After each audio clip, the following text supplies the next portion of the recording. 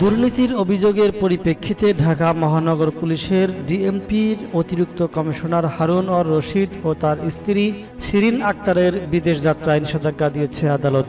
দুর্নীতি দমন কমিশনের উপপরিচালক জিডি মোহাম্মদ জয়নাল আবেদিনের আবেদনের পরিপ্রেক্ষিতে ঢাকা মহানগর সিনিয়র স্পেশাল জজ আদালতে বিচারক মোহাম্মদ আশামস হোসেন এই আদেশ দেন।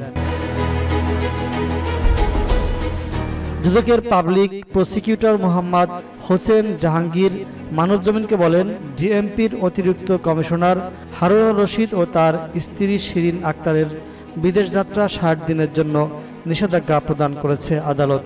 আদালত সূত্র জানায়, এ বিষয়ে প্রয়োজনীয় ব্যবস্থা নিতে স্পেশাল বেঞ্চের বিশেষ পুলিশ সুপার ইমিগ্রেশন সহ সংশ্লিষ্ট কর্তৃপক্ষকে নির্দেশ দিয়েছেন।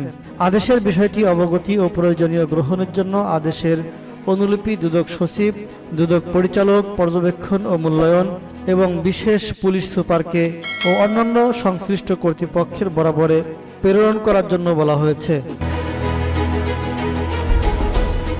দুদক আদালতকে জানায়, হারুনের বিরুদ্ধে অবৈধ উপায়ে বিপুল পরিমাণ অর্থ অর্জনের অভিযোগের অনুসন্ধান চলছে। পরবর্তী পদক্ষেপের জন্য বিচারক আদেশের একটি অনুলিপি বিশেষ শাখায় special superintendent of police investigation ইমিগ্রেশনের কাছে পাঠানো হয়েছে। এর আগে দুদকের পক্ষে আবেদনটি দায়ের করেন আদালতের পাবলিক প্রসিকিউটর মাহমুদ হোসেন জাহাঙ্গীর।